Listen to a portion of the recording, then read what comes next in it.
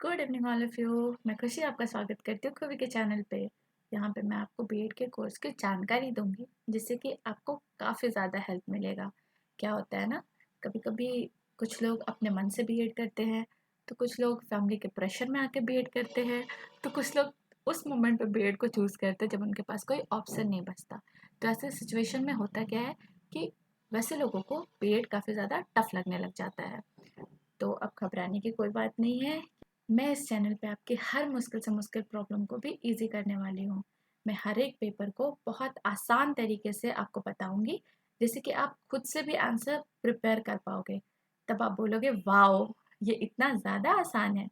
मैं हर एक पेपर का इंक्लूडिंग मेथड पेपर का भी एक प्रॉपर नोट्स दूंगी, जिससे कि आप सब उसे बाद में भी जब चाहो देख सकते हो। और एक इम्पॉर्टेंट बात जो बीएड में सबसे ज़्यादा ज़रूरी है, बीएड में क्या होता है ना, लिखना काफ़ी ज़्यादा होता है। तो बस पढ़ना ही काफ़ी नहीं है, हमें लिखने की भी प्रैक्टिस करनी होगी। तो मैं आपको यही सजेशन दूंगी कि जितना हो सके आप उतना लिखने का प्रैक्टिस करो, क्योंकि हमारे पास एग्ज़ाम के टाइम पे क्या होता है ना कि टाइम लिमिटेड होती है, बट लिखना काफ़ी ज़्यादा होता है। तो हमें लिखने की काफ़ी ज़्यादा प्रैक्टिस करनी है, क्योंकि एग्ज़ाम टाइम पे अगर आप क्वेश्चन देखोगे ना तो आपके पास दिमाग में बहुत सारी चीज़ें होंगी, बट अगर आप लिख नहीं पाओगे तो फिर क्या होगा, बाद में वो एक रिग्रेशन बन जाएगा। तो इसी के लिए हमें क्या करना है, लिखने की भी उतनी ज़्यादा प्रैक्टिस करनी है, जिससे कि आप सारे आंसर्स को अपने पेपर में अच्छे से लिख के आओ। और एक इम्पॉर्टेंट बात, हमें क्या करना है, हम टीचर बनने जा रहे हैं। तो टीचर्स को सबसे ज़्यादा इम्पॉर्टेंट है कि हम क्वेश्चन के आंसर को सीक्वेंस में दें, काफ़ी अच्छे तरीके से उसको दें। तो मैं वो भी आपको बताऊंगी कि आंसर लिखते कैसे हैं, जिससे कि जो भी फैकल्टी आपके पेपर को चेक कर रहा है वो आपके आंसर को देख के इम्प्रेस हो जाए और आपको अच्छे से अच्छा मार्क्स दे।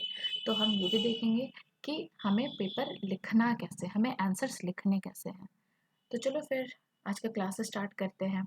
उससे पहले आपको एक और इम्पॉर्टेंट काम करना है। जल्दी से इस चैनल को सब्सक्राइब करो और बेल आइकन को प्रेस करो, जैसे कि मेरे सारे वीडियोस जो मैं अपलोड करूँगी वो अब तक उसके नोटिफिकेशंस पहुँच जाए और आप टाइम पे उस वीडियो को देख पाओ। चलो फिर आज के क्लासेस स्टार्ट करते हैं। तो आज का जो पहला क्लास मैं लेने वाली हूँ वो है पेपर वन। पेपर वन हमारे बीएड में जो सब्जेक्ट्स होते हैं, फर्स्ट ईयर में कितने हैं, 7 सब्जेक्ट हैं, ठीक है। तो 7 सब्जेक्ट में मैं सबसे पहला पेपर अभी स्टार्ट कर रही हूँ। और एक इम्पॉर्टेंट बात, अगर किसी को इंग्लिश में भी नोट्स चाहिए तो मैं वो भी प्रोवाइड कराऊंगी। आप मेरे को कमेंट सेक्शन में कमेंट करके बताना, जहाँ पे आपको प्रॉब्लम आती है मैं फिर से आपको समझाऊंगी। और जिनको भी नोट्स चाहिए होगा मैं वो आपको दूंगी भी। तो आप मेरे को कमेंट सेक्शन में बताना जिसको जो भी प्रॉब्लम हो, ठीक है। तो चलो फिर स्टार्ट करते हैं पेपर वन से, जिसका नाम है चाइल्डहुड एंड ग्रोइंग अप। तो सबसे पहले मैं क्या करूँगी कि पेपर वन का सिलेबस आपसे डील करूँगी। पहले मैं सारे सिलेबस आपको बताऊँगी जिसको आप अच्छे से नोट डाउन कर लेना, और अकॉर्डिंग टू दैट सिलेबस हम सारे टॉपिक्स को समझेंगे, टॉपिक्स को डील करेंगे और उसके नोट्स को हम बनाएंगे, ठीक है। तो चलो फिर पहले हम सिलेबस को देखते हैं। तो आइए हम सिलेबस से स्टार्ट करते हैं। कोर्स वन, जो बुक का नाम है वो है चाइल्डहुड एंड ग्रोइंग अप, और इसके अंदर बहुत सारे यूनिट्स हैं। टोटल 5 यूनिट्स हमें इसके अंदर पढ़ने हैं। तो हम पहला यूनिट देखेंगे। पहला यूनिट, टॉपिक का नाम क्या है, growth and development. Growth and development के अंदर हमें क्या पढ़ना है, उसके अर्थ को पढ़ना है, मीनिंग को पढ़ना है, उसके नेचर मतलब उसकी प्रकृति को पढ़ना है, and principle of growth and development, उसके सिद्धांत को पढ़ना है। उसके आगे क्या है, stages of growth and development with respect to physical, motor, social, emotional and cognitive development with reference to infancy, early childhood and childhood। तो यहाँ पे क्या बोल रहे हैं कि हमें बच्चे से लेके किशोरावस्था तक, मतलब चाइल्डहुड जो आता है वहां तक हमें क्या करना है कि जिस भी तरीके से हमारे शरीर में चेंजेस आते हैं, उस टाइम पे क्या होता है कि जैसे जैसे हम बड़े होते हैं, हमारे हाथ का भी बढ़ना होता है, हमारे पैर का भी बढ़ना होता है, हमारे हाइट का भी बढ़ना होता है। उस वक्त हमारे जो सोशल चेंजेस होते हैं वो समझ में आता है, जो हमारे शरीर में इमोशनल चेंजेस होते हैं, किसी भी चीज़ को देख के इमोशनल होना, अगर जो चीज़ आपकी है वो हर एक के घर में होता है। हर एक के घर में अगर छोटे बच्चे हैं तो आप उनसे देख सकते हो, उनसे सीख सकते हो और समझ भी सकते हो। जब देखोगे कि अगर कोई छोटा सा बच्चा है, ठीक है, जब उसको कोई गुड़िया पकड़ा दोगे और उसके बाद से फिर जब वो उसके साथ खेलना स्टार्ट करेगा, वो उससे क्या होता है अटैच्ड हो जाता है, और जब आप उसे छीन लोगे तो वो क्या होता है वो रोने लग जाता है। तो यहाँ पे क्या आती है उसके इमोशंस आते हैं।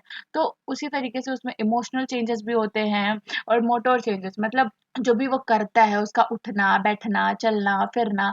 जब हम बच्चे होते हैं इन्फेंसी में होते हैं तो उस टाइम पे क्या होता है हम उठ के बैठ नहीं सकते, हम बस लेटे होते हैं। अर्ली चाइल्डहुड में अगर हम जाएंगे तो हम देखने पाएंगे कि हम क्या होता है हम उठने लगते हैं, हम थोड़ा पलटने लगते हैं। अगर बच्चा है घर में तो आप देख सकते हो कि जब बच्चा है ना वो क्या होता है जिस जगह पे आप उसको सुलाओगे ना वहां से वो थोड़ा इधर उधर उलटने पुलटने लगता है ना। वो हाथ पैर मारना स्टार्ट करता है जब रोता है तो इसी तरीके से हम फिजिकल चेंजेस के बारे में पढ़ेंगे इसमें कि कैसे कैसे वो ग्रोथ होता है। और आगे हम क्या देखेंगे, आगे जो है वो एडोलेसेंस है, मतलब किशोरावस्था, with special reference to the need and problem of the adolescent. यहाँ पे क्या बोल रहा है कि हमें उसकी जो ज़रूरतें हैं और जो जो उसमें मुसीबतें आती है किशोरावस्था में उसके बारे में पढ़ना है। उसके बाद आगे बोलते हैं कि aspect of growth and development during adolescence, physical emotional social mental. तो इसमें भी वही चीज़ें बोल रही है कि किशोरावस्था में क्या क्या चेंजेस आते हैं उसके बारे में हमें पढ़ना है। क्या फिजिकल चेंजेस आते हैं, क्या क्या सोशल चेंजेस आते हैं। इसमें भी आपका जो इमोशनल जो होता है ना वो उतार चढ़ाव होते रहते हैं। तो इन सारी चीज़ों के बारे में हमें इसमें पढ़ना है, जो कि हम जब आपको आगे बताएंगे तो उसमें हम सब कुछ एक्सप्लेन करेंगे कैसे कैसे आपको क्या क्या इसमें देखना है। अगर यूनिट सेकंड देखेंगे तो यूनिट टू में क्या है, heredity and environment. Heredity and environment का मतलब होता है वंशानुक्रम और वातावरण। तो यहाँ पे हमें क्या देखना है, हेरिडिटी और एनवायरनमेंट का मीनिंग देखेंगे, उसके इम्पोर्टेंस देखेंगे, रोल देखेंगे ऑफ हेरिडिटी एंड एनवायरनमेंट, मतलब उसका अर्थ देखेंगे और उसकी क्या क्या ज़रूरतें हैं, उसको कहाँ कहाँ यूज़ किया जाता है, उसके क्या क्या रोल है वो हम देखेंगे। और इसको एजुकेशन में कैसे इम्प्लीकेशन किया गया है उसके बारे में भी हम देखेंगे। अब हम लोग यूनिट थर्ड देखेंगे। यूनिट थर्ड में क्या है, इंडिविजुअल डिफरेंसेस। इंडिविजुअल डिफरेंसेस में क्या आ जाते हैं, व्यक्तिगत होता है ना, जो कि आपका हर एक का अलग अलग पर्सनालिटी होता है। कोई भी इंसान एक जैसा नहीं होता, हर एक इंसान में अपने अलग अलग गुण पाए जाते हैं। तो इसमें हम क्या देखेंगे, उसका मीनिंग देखेंगे, ठीक है। तो उसका हम अर्थ देखेंगे, नेचर मतलब उसकी प्रकृति देखेंगे, उसके क्या क्या एरियाज हैं उसके बारे में देखेंगे, क्या क्या कारण है उसके कॉजेज उसके बारे में हम देखेंगे। फिर आगे हम क्या देखेंगे, influence of individual differences on learning. जब हम उसको पढ़ते हैं तो उसमें क्या क्या हमें इंडिविजुअल डिफरेंसेस दिखते हैं, क्या क्या चीज़ें हमें इन्फ्लुएंस करती है उसके बारे में भी हम देखेंगे। फिर कैसे इसको एजुकेशन के क्षेत्र में इसको इम्प्लीमेंट किया गया है, जो जो इसके इम्प्लीकेशन है उसके बारे में देखेंगे। मैं आपको हर एक टॉपिक्स का हर एक डिटेल बताऊंगी जब मैं उसके अंदर जाऊंगी, ठीक है। तो अभी बस हम क्या देखेंगे, इसके सिलेबस को देखेंगे। तो यूनिट फोर, तो यूनिट फोर क्या लिखता है, इंटेलिजेंस एंड क्रिएटिविटी। इंटेलिजेंस का मतलब क्या होता है, बुद्धि, ठीक है। और क्रिएटिविटी का मतलब क्या होता है, सृजनात्मकता। हमारे अंदर बहुत सारी क्रिएटिविटी होती है, ठीक है।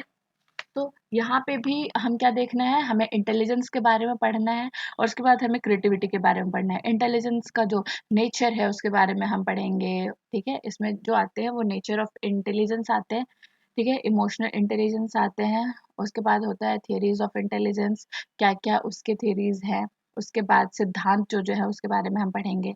और फिर इसको क्या है, इसको बांटा भी गया है, क्या गिफ्टेड चाइल्ड होता है कोई कोई, फिर बैकवर्ड स्लो लर्नर होते हैं, मेंटली चैलेंज्ड होते हैं। गिफ्टेड चाइल्ड में आपके वो हो गए जिनको देखना जिनका आईक्यू लेवल काफ़ी ज़्यादा हाई होता है, ठीक है। अगर आप उनको कुछ भी सिखाओगे तो वो बहुत जल्दी ग्रैब करते हैं, बहुत जल्दी पकड़ते हैं उसको।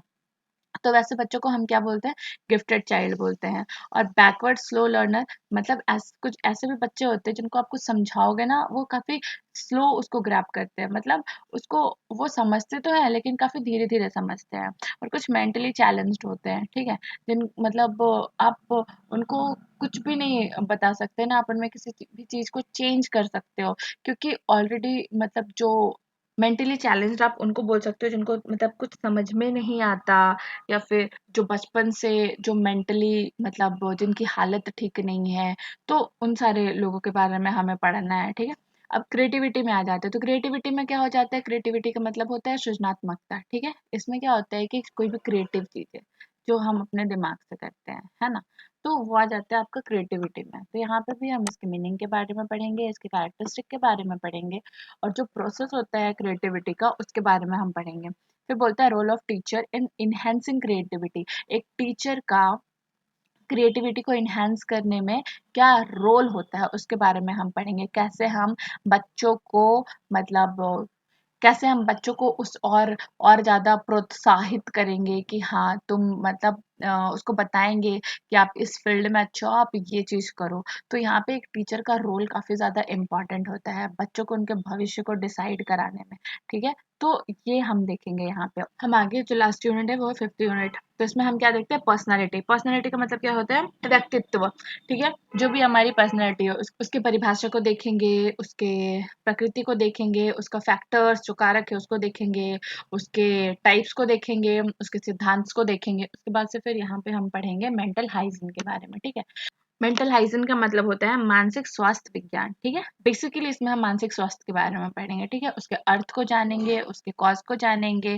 ठीक है, बेसिकली इसमें हमें क्या पढ़ना है, इसके मीनिंग को पढ़ना है और जो जो कॉजेज आते हैं इसमें एडजस्ट करने में, जैसे कुसमायोजन। कुछ लोग क्या होते हैं कि हर एक परिस्थिति में खुद को नहीं एडजस्ट कर सकते हैं, उन सारी चीज़ों के बारे में पढ़ेंगे। Educational programs to promote mental hygiene. जो भी एजुकेशनल प्रोग्राम होते हैं, जो भी मतलब स्टेप्स लिए जाते हैं उनको समझने में, उनको समझाने में, उसके बारे में पढ़ेंगे। और फिर हम पढ़ेंगे डिफेंस मैकेनिज्म, जो भी उनके मनोरचना जो होते हैं उनके बारे में भी हम पढ़ेंगे। तो ये हो गया आपका टोटल सिलेबस और आज मैं स्टार्ट करूंगी आपका फर्स्ट यूनिट। तो चलो फिर हम स्टार्ट करते हैं। तो आज का टॉपिक है अभिवृद्धि एवं विकास, जिसको कि हम ग्रोथ एंड डेवलपमेंट भी बोलते हैं। तो पहले हम इसके परिचय को देखेंगे। तो परिचय कुछ इस प्रकार से है। बालक के विकास की प्रक्रिया माँ के गर्भ से ही आरंभ हो जाती है और जन्म के बाद शिशुवावस्था, बाल्यावस्था, किशोरावस्था तथा प्रौढ़ावस्था तक चलती रहती है। तो सभी लोग जानते हैं बालक का विकास जो होता है वो बचपन से ही स्टार्ट हो जाता है। बच्चा जब छोटा होता है ना, वो माँ के गर्भ में जब होता है तब से वो सीखना स्टार्ट करता है। और अभिवृद्धि और विकास में यही अंतर है कि विकास क्या होती है कि विकास वो जीवन भर चलते रहता है। तो यही यहाँ पे बता रहा है कि बालक के विकास की प्रक्रिया क्या होती है, वो माँ के गर्भ से ही आरंभ हो जाती है और वो शिशुवावस्था से लेके कहाँ तक चलती रहती है, प्रौढ़ावस्था तक। जब शिशु जन्म लेता है तब से लेके जब तक वो बुढ़ा नहीं हो जाता तब तक वो चलती रहती है। वो हर दिन नया कुछ सीखता है। अगर नॉर्मली हम अपने घर में भी नोटिस करेंगे, अगर बच्चे हैं तो छोटे बच्चे को जन्म से अगर हम देखेंगे तो उनमें बहुत सारी परिवर्तन हमें देखने को मिलेगा। उनका धीरे धीरे बड़ा होना, उसके बाद से फिर उनका माँ बोलना, पहला अक्षर जो बोलते हैं वो माँ बोलते हैं। ठीक है, फिर पा बोलते हैं, फिर उसी तरीके से वो बोलना सीखते हैं, चलना सीखते हैं। तो ये क्या है, उनमें विकास है। तो अगर हम लोग अपने आसपास में भी या फिर अपने घर में ही एग्जाम्पल को देखेंगे विकास के लिए, तो बहुत सारे एग्जाम्पल्स हैं। अगर हम बच्चों को स्पेशली देखें तो बच्चों में ही हम बहुत सारे परिवर्तन को देखेंगे जिसको कि हम विकास बोलते हैं। तो विकास की प्रत्येक अवस्था की अपनी विशेषताएं होती है। जैसे मैंने अभी बताया ना कि विकास जो होता है ना उसका अपना एक अलग अलग विशेषता होता है। ठीक है, जब बच्चा छोटा होता है और फिर वो चलना स्टार्ट करता है, ठीक है, थोड़ा बड़ा होता है, वो लात हाथ पैर मारना स्टार्ट करता है, थोड़ा पलटता है, ठीक है, बैठना सीखता है, बोलना सीखता है। तो ये सब क्या है, उसकी विशेषताएं हैं। तो विकास की अपनी एक विशेषताएं होती है और शिक्षा के क्षेत्र में वृद्धि और विकास का बड़ा महत्व होता है। शिक्षा के क्षेत्र में वृद्धि भी होनी है और विकास भी होनी है, इन दोनों का महत्व होता है। तथा शिक्षा मनोविज्ञान का एक महत्वपूर्ण भूमिका होता है। और सबसे ज्यादा इम्पोर्टेंट क्या होती है यहाँ पे, शिक्षा मनोविज्ञान। ठीक है, एजुकेशन साइकोलॉजी, साइकोलॉजी का समझना और उसको जानना बहुत ज़्यादा ज़रूरी है। तभी आप समझ सकते हो कि बच्चे को कब क्या चाहिए, उसके फेशियल एक्सप्रेशन से आप समझ सकते हो, वो जैसे बिहेव कर रहा हो उससे आप समझ सकते हो। तो ये ज़रूरी है कि आप शिक्षा मनोविज्ञान को समझो, जानो। ठीक है, आगे क्या बोलता है, एक शिक्षक के साथ साथ माता पिता को भी बालक की अभिवृद्धि तथा विकास के साथ साथ उसमें होने वाले विभिन्न प्रकार के विकास तथा विशेषताओं का ज्ञान होना चाहिए। ठीक है, तो यहाँ पे क्या बोलता है कि शिक्षक के साथ साथ और भी क्या जरूरी है, माता पिता को भी बालक को समझना। ठीक है, उस वो जब बड़ा होता है तो उसमें शारीरिक चेंजेस जो जो आते हैं, उनके बिहेवियर में जो जो चेंजेस आते हैं, वो एक शिक्षक के साथ साथ माता पिता को भी समझना जरूरी है। तभी वो तो समझ पाएंगे ना। जब शिशु को देखा होगा, जब वो शिशु जब भूखा होता है, जब छोटा बच्चा भूखा होता है, तो उस टाइम पे उसका क्या होता है, उस टाइम तो बोल नहीं पाता है, बस वो रोता है। तो उसके रोने का अगर आप आवाज़ सुनोगे ना, नोटिस करोगे ना, तो जब वो भूखा होता है, उस टाइम पे उसका रोने का आवाज़ अलग आता है। जब उसको किसी चीज़ से पीड़ा हो रही है, किसी चीज़ से दर्द हो रही है, तो उस समय का उसका रोना कुछ अलग होता है। तो अगर जब तक एक माँ इस चीज़ को नहीं समझेगी, तब तक वो उसको फ़ीड कैसे करा पाएगी? तब तक उसको पता कैसे चलेगा कि बच्चा भूखा है, उसको मेरे को दूध पिलाना है, या फिर बच्चा भूखा है, हमको उसको भोजन कराना है, बच्चे को चोट लगी है, या फिर बच्चे को कहाँ कहाँ दर्द हो रहा है। जब तक माँ इस चीज़ को नहीं समझेगी, तब तक वो उसको कुछ नहीं कर सकती। इसी के लिए ज़रूरी है कि एक शिक्षक के साथ-साथ माता-पिता का भी बच्चों की अभिवृद्धि तथा विकास में उसकी विशेषताओं को समझना उसको ज़रूरी है। आगे देखेंगे, मानव के विकास में अभिवृद्धि विशेष आयु तक चलने वाली प्रक्रिया है, जो केवल शारीरिक परिवर्तन को प्रकट करती है, जबकि मानव विकास में विकास जन्म से मृत्यु तक चलने वाली प्रक्रिया है। हाँ, तो यहाँ पे क्या बोलता है कि मानव के विकास में अभिवृद्धि जो है, अभिवृद्धि विशेष आयु तक चलती है। अभिवृद्धि क्या होती है ना, कि एक समय पे जाके ये रुक सी जाती है। फॉर एग्जाम्पल अगर हम ले लें, तो अगर हम अपने हाइट को ही देखें, जब हम शिशु होते हैं, तो शिशुअवस्था से लेके कुछ समय तक हमारे बढ़ने की जो तीव्रता होती है ना, वो काफी अधिक होती है। लेकिन उसके बाद क्या होता है, वो रुक सी जाती है, हमारी हाइट कहीं पे जाके रुक जाती है। तो वो क्या होता है कि उसका एक लिमिटेशन होता है। लेकिन जो विकास है, विकास का कोई लिमिटेशन नहीं होता है। आप बचपन से लेके बुढ़ापे तक कुछ ना कुछ सीखते हो, आपके आस पड़ोस से सीखते हो, आपके घर में आपके फैमिली मेंबर्स से सीखते हो। अगर स्कूल जाता है बच्चा, तो स्कूल में शिक्षक से सीखता है, अपने दोस्तों से सीखता है। तो यही होता है यहाँ पे अभिवृद्धि और विकास का परिचय। ठीक है, अभी आपको समझ में आ गया। अपरिचय में ये नहीं है कि जो मैंने लिखा है वही आपको लिख देना है, आप समझ गए तो अब आप अपने हिसाब से भी इंट्रोडक्शन पार्ट को लिख सकते हैं। तो आगे क्या देखना है हमें, अभिवृद्धि का अर्थ। अभिवृद्धि का अर्थ कुछ इस प्रकार से तो देखेंगे, सामान्य रूप से अभिवृद्धि शब्द का प्रयोग शरीर और उसके अंगों के भार एवं आकार के वृद्धि के लिए किया जाता है। अभी मैंने बताया ना कि अगर हम अभिवृद्धि को देखेंगे, तो अभिवृद्धि क्या होता है कि एक समय पे जाके रुक जाती है, और ये हमारे शरीर में ही हम देख सकते हैं। जब शिशु छोटा होता है, उसके हाथ पैर सब छोटे छोटे होते हैं, लेकिन जैसे जैसे वो बड़ा होता है, देखना उसके हाथ पैर भी बड़े होने लगते हैं, उसके शरीर की आकार भी बड़ी होने लगती है। तो वही चीज यहाँ पे बोल रहा है कि सामान्य रूप से अभिवृद्धि शब्द का प्रयोग शरीर और उसके अंगों के भार एवं आकार की वृद्धि के लिए किया जाता है। ठीक है, और इसके परिभाषा के रूप में अगर हम देखेंगे, तो परिभाषा में सोरेनसन के अनुसार उन्होंने कहा है, अभिवृद्धि विशेष आयु तक चलने वाली प्रक्रिया है जिसको नापा और तौला जा सकता है। क्या बोलते हैं इसको, अभिवृद्धि विशेष आयु तक चलने वाली प्रक्रिया है जिसको नापा और तौला जा सकता है। तो अभी जैसे मैंने आपको बताया, तो ये तो क्लियर हो गया। अगर अभिवृद्धि आता है, विकास आता है, तो आप आसानी से इसके बारे में लिख सकते हो, है ना। अभिवृद्धि क्या है, अभिवृद्धि जो है वो आपके शारीरिक बनावट से है। ठीक है, आप अपने वेट को नाप सकते हो, तौल सकते हो। ठीक है, आप कितने लंबे हुए, आप उस चीज को माप सकते हो, है ना। तो यहाँ पे यही हुआ अभिवृद्धि का परिभाषा, कि अभिवृद्धि जो है एक विशेष आयु तक ही चलती है, जिसको कि हम नाप सकते हैं, तौल सकते हैं। अगर हम अपना ये वजन नपवाने जाएंगे, तो वहां पे क्या होता है, वो लोग तो हमारे वजन को नाप के हमें बता देते हैं ना, तो उसको हम देख सकते हैं, उसको हम नाप सकते हैं, उसको हम तौल सकते हैं। अगर हम अपना हाइट देखने जाएंगे, तो क्या करते हैं, हमें नापते हैं, फिर हमें बताते हैं कि आपका हाइट इतना है, आपका हाइट 175 है, आपका हाइट 160 है, या फिर जो भी कुछ है। तो वो क्या हो जाता है कि वो एक समय पे जाके रुक जाती है। हर दिन आपकी हाइट नहीं बढ़ती, हर दिन आपका वेट नहीं बढ़ता, है ना। वो एक पॉइंट पे बढ़ता है और उसके बाद वो रुक सा जाता है। नेक्स्ट डेफिनेशन हम देखेंगे फ्रैंक के अनुसार। तो यहाँ पे फ्रैंक के अनुसार उन्होंने क्या कहा है, अभिवृद्धि से तात्पर्य कोशिकाओं में होने वाली वृद्धि से होती है, जैसे लंबाई और भार में वृद्धि।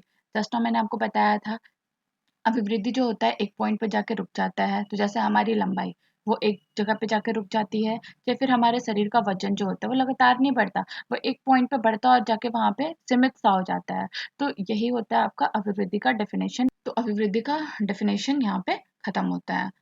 तो आगे हम देखेंगे विकास का अर्थ। विकास का अर्थ सामान्य रूप से जन्म से मृत्यु तक चलने वाली प्रक्रिया है, जिसमें तुलनात्मकता और परिमाणात्मक पक्षों की अभिव्यक्ति होती है। तो फॉर एग्जाम्पल मैं आपको बताऊंगी, अगर आप शिशु को देखोगे, तो जैसे जैसे वो बड़ा होता है, तो वो हर दिन अपने जीवन में कुछ नया सीखता है। शिशु को छोड़ो, अगर हम अपने जीवन में भी देखेंगे ना, तो हम अपने जीवन में भी हर दिन कुछ नया सीखते हैं, है ना? अगर हम एक शिक्षक बनने जा रहे हैं, तो हमें क्या करना है? बच्चों को पढ़ाना है। तो उसके लिए पहले हम प्रिपेयर करते हैं, उसके बाद हम बच्चों को पढ़ाना स्टार्ट करते हैं, या फिर ऐसा होता है कि हम जानते ही नहीं हैं चीज़ों को और फिर पहुँच के बच्चों को पढ़ाने। तो वहाँ पे हमारा क्या विकास हो रहा है और हम बच्चे को क्या सिखा रहे हैं? तो उनका भी कोई विकास नहीं हो रहा है। उसी तरीके से शिशु जब बड़ा होना स्टार्ट करता है, जब उसकी हर दिन अभिवृद्धि होती है, तो उसके साथ-साथ उसका विकास भी होता है। और विकास के तौर पे अगर हम ये देखेंगे, तो सबसे पहले हम ये बच्चे में नोटिस करेंगे कि वो जब वो छोटा होता है, तो हम उसमें ये देखते हैं कि वो जब सोया हुआ होता है ना, तो वो देखना अपने पैर मारना स्टार्ट करता है, अपने हाथों से इधर-उधर खेलना स्टार्ट करता है। फिर अगर उसको भूख लगी तो रोना स्टार्ट करता है। वो माँ, बाप, भैया, दीदी, भाई, बहन ऐसे बोलना स्टार्ट करता है ना? तो उसी प्रकार से उसमें हम विकास को देखेंगे, और विकास क्या होता है कि हम उसमें तुलना कर सकते हैं। वो तुलनात्मक होती है। कैसे? हम बोलते हैं ना कि अरे देखो, आज वो माँ बोला, ठीक है? कल वो पापा बोलेगा, या फिर आने वाले दिन में भैया, दीदी, हम उसको सिखाते भी हैं, तो वो इसका विकास हो रहा है। विकास के अनुसार से ही हमारे व्यवहार में भी परिवर्तन देखने को मिलता है। फिर हम इसकी परिभाषा को देखेंगे। तो हर्लो के अनुसार उन्होंने क्या कहा है? विकास अभिवृद्धि तक ही सीमित नहीं है, वरन इसमें प्रौढ़ावस्था के लक्ष्य की और परिवर्तनों का प्रगतिशील क्रम निहित रहता है। विकास के फलस्वरूप व्यक्ति में नवीन विशेषताएं तथा नवीन योग्यताएं प्रकट होती है। यहाँ पे क्या बोलता है कि विकास अभिवृद्धि तक ही सीमित नहीं है। बताया ना? विकास क्या है? वो जीवन पर्यंत चलने वाली प्रक्रिया है। वो जीवन भर चलते रहती है। निरंतर हम उसमें कुछ न कुछ सीखते रहते हैं, और उसके अनुसार से हमारे व्यवहार में, हमारे काम करने के तरीके में, सारी चीज़ों में परिवर्तन आती है। अगर आप बच्चों को देखोगे, तो जैसे-जैसे वो नई-नई चीज़ें सीखना स्टार्ट करता है, वो उसी प्रकार से उसका आचरण भी बदलते जाता है। उसके काम करने के ढंग भी बदलते जाते हैं। तो यही उसकी विशेषताएँ होती हैं कि जब बच्चा सीखना स्टार्ट करता है, तो उसमें परिवर्तन देखने को मिलता है। अब हम नेक्स्ट जो परिभाषा है वो देखेंगे फ्रैंक के अनुसार। तो फ्रैंक ने यहाँ पे क्या बोला है? विकास से तात्पर्य प्राणी में होने वाले संपूर्ण परिवर्तनों से है। जस्ट नाउ मैंने आपको बताया था कि अगर उसमें विकास होगा, तो उसके काम करने के तरीके में, उसके बोलने के तरीके में, उसके रहने, चलने, उठने-बैठने के तरीके में भी परिवर्तन को आप महसूस करेंगे। हम घर में ही देखेंगे, अपने बच्चों के बीच में ही देखेंगे। आप देखना उसको, उसमें परिवर्तन होते ही होते हैं। अगर वो नया सीखता है ना, अगर बच्चा स्कूल जाना स्टार्ट कर दिया है, तो स्कूल में जैसे उसको सिखाया जाता है कि अपने पेरेंट्स की बातों को सुनो और अपने से बड़ों को रिस्पेक्ट करके बात करो, तो बच्चा जब स्कूल से घर आता है, तो आप उसमें वो परिवर्तन को देख सकते हैं। तो यही होता है, विकास के द्वारा बच्चे में परिवर्तन भी आती है। नेक्स्ट परिभाषा जो देखेंगे वो है गेसेल के अनुसार। तो इन्होंने क्या कहा है? विकास प्रत्यय से अधिक है। इसे देखा जाता है और किसी सीमा तक प्रमुख दिशाओं, शरीर अंग विश्लेषण, शरीर ज्ञान तथा व्यवहार आत्मक में मापा जा सकता है। विकास को हम महसूस कर सकते हैं, ठीक है? अगर बच्चे में विकास हो रहा है और उसके शारीरिक अंग में आप देखना, उसके चलने ढलने में, बात करने के तरीके में भी परिवर्तन आता है। फॉर एग्जाम्पल, बच्चा जब घर में है, ठीक है, तो वो अपनी दादी नानी, अपने माता पिता, अपने से जो बड़े हैं, सबसे कुछ ना कुछ सीखता है। उसको अगर आप बताओगे कि अपने से बड़ों का आपको पाँव छूना है, तो वो उसके पाँव छूना स्टार्ट करता है, ठीक है? तो वहाँ पे क्या हुआ, आपने उसके प्रक्रिया में एक परिवर्तन को देखा, आपने उसके काम करने के तरीके में एक परिवर्तन को देखा, ठीक है? अगर बच्चा जिस प्रकार से आप उसको ग्रो करोगे, उसी प्रकार से आप उसमें विकास को देखोगे, विकास की तीव्रता को देखोगे, और वो उसी प्रकार से व्यवहार करेगा, जिसको कि आप अनुभव कर पाओगे, जिसको कि आप महसूस कर पाओगे कि हाँ, आपका बच्चा क्या हो रहा है? सीख रहा है, विकास की ओर जा रहा है। तो ये हो गया आपके परिभाषाएँ, ठीक है? अब मैं श्योर हूँ कि अभिवृद्धि और विकास में अब किसी को किसी प्रकार का कन्फ्यूज़न नहीं होगा। तो जब एग्ज़ाम में क्वेश्चन आएँगे, तो आप इसका खुद से भी इंट्रोडक्शन पार्ट लिख सकते हो, आप इसको खुद से डिफ़ाइन कर सकते हो, आप इसके अर्थ को भी लिख सकते हो, है ना? चलो फिर अब नेक्स्ट हम क्या देखेंगे? इसके डिफ़रेंशिएशन को। नेक्स्ट हमें क्या देखना है? अभिवृद्धि और विकास में अंतर। हमने उसकी परिचय को देख लिया, हमने उसके अर्थ को देख लिया, डेफिनेशंस को देख लिया, अब हमें उसके क्या देखना है, अंतर को देखना है, ठीक है। तो अभिवृद्धि और विकास में मैंने इतना कुछ बता दिया कि आप अंतर खुद से भी लिख सकते हो, ठीक है। तो यहाँ पे कुछ अंतर जो है वो मैंने बताया है, तो आप इसको भी लिख सकते हो, या फिर आपको उस हिसाब से जो समझ में आया आप अपने पॉइंट्स भी डाल सकते हो। जरूरी नहीं है कि जो मैंने बताया वही पॉइंट आपको लिखना है, ठीक है। चलो फिर स्टार्ट करते हैं। तो अभिवृद्धि, अभिवृद्धि में क्या बोलता है, विशेष आयु तक चलने वाली प्रक्रिया है। बताया था वो एक आयु तक ही चलती है, लेकिन विकास क्या है, जन्म से मृत्यु तक चलने वाली प्रक्रिया है। वो जन्म से लेकर मृत्यु तक हम कुछ नया सीखते हैं और वो चलते ही जाता है, वो रुकता नहीं है। अभिवृद्धि में क्या बोलता है, परिमाणात्मक, ये क्या है, परिमाणात्मक परिवर्तनों की अभिव्यक्ति होती है इसमें, मतलब ये क्वांटिटेटिव होता है। इसको आप नाप सकते हो, तोल सकते हो, ठीक है। और विकास क्या है, गुणनात्मक तथा परिमाणात्मक पक्षों की अभिव्यक्ति। यहाँ पे क्या होता है, क्वालिटेटिव और क्वांटिटेटिव दोनों होता है। गुणनात्मक का मतलब क्या होता है, क्वालिटेटिव, आप में क्वालिटीज होती है, ठीक है। और आपके उसके साथ साथ क्वांटिटेटिव भी होता है, ये आप में जो परिवर्तन आ रही है, आप उसको महसूस भी कर सकते हो, और आप में जो वृद्धि हो रही है आप उसको नाप भी सकते हो, तौल भी सकते हो, ठीक है। नेक्स्ट, वृद्धि विकास का एक चरण है। वृद्धि क्या होता है, विकास के लिए एक चरण है, ठीक है। और विकास में वृद्धि भी सम्मिलित है, मतलब दोनों एक दूसरे के बगैर कुछ नहीं है। मतलब वृद्धि है तो विकास वहां पे होना ही होना है, और अगर विकास है तो वृद्धि भी वहां पे सम्मिलित है।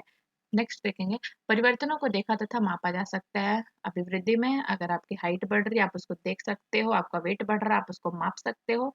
और विकास में इसमें परिवर्तनों को अनुभव किया जा सकता है। इसमें क्या होता है, जब आपके बच्चे में उसके व्यवहार में चेंजेस आते हैं तो आप उसको क्या कर सकते हो, अनुभव कर सकते हो, है ना। तो ये हो गया आपका अभिवृद्धि और विकास का डिफरेंशिएशन। आगे और 3 पॉइंट्स हैं, उसको भी मैं देख लेती हूँ। नेक्स्ट क्या बोलता है, केवल शारीरिक परिवर्तनों को प्रकट करता है। शारीरिक परिवर्तन मतलब आपके आकार को परिवर्तन करता है ये। शारीरिक परिवर्तन मतलब आपके आकार में जो परिवर्तन आते हैं, आपके शरीर में जो परिवर्तन आते हैं वो उसको प्रकट करता है। और विकास क्या है, संपूर्ण पक्षों के परिवर्तनों को संयुक्त रूप से प्रकट करता है। ये क्या करता है, आपके व्यवहार में, आपके शरीर में होने वाली हर एक परिवर्तन को ये आपको बताता है, दिखाता है, ठीक है। अब वृद्धि लगातार नहीं चलती, बल्कि शिशु काल से तीव्र गति से और उसके बाद धीमी हो जाती है। बताया था ना, वृद्धि क्या होती है कि लगातार नहीं चलती है। जब हम शिशु होते हैं तब से एक सीमा होती है जहाँ तक हमारी आयु बढ़ती जाती है, बहुत तीव्र गति से बढ़ती है, लेकिन एक समय पे जाके वो धीमी हो जाती है। उसी प्रकार से विकास क्या होता है कि विकास की प्रक्रिया लगातार चलती रहती है, वो रुकती नहीं है। वृद्धि क्या होता है, रुक जाती है, लेकिन विकास हमेशा चलते रहता है। वो बचपन से लेके बुढ़ापे तक वो बस चलते ही जाता है। नेक्स्ट क्या है, वृद्धि का तात्पर्य मात्रात्मक या परिमाणात्मक परिवर्तनों से है। अभी बताया था ये क्वांटिटेटिव है, इसको आप नाप सकते हो, इसको आप तौल सकते हो। और विकास जो है वो गुणात्मक है, इसमें सिर्फ क्वालिटीज है ना, क्वांटिटेटिव नहीं है, ये क्वालिटेटिव है। ओके, तो ये हो गया आपका वृद्धि और विकास का डिफरेंशिएशन। और इसमें आप अपने भी पॉइंट्स लिख सकते हो, और मैं इतना तो श्योर हूँ कि आपको सब समझ में आया, ठीक है। और अगर आपको कोई भी टॉपिक समझ में नहीं आता है तो आप मेरे को कमेंट सेक्शन में कमेंट करके बता सकते हो, मैं फिर से आपको समझा के सेम वीडियो अपलोड कर सकती हूँ, ठीक है।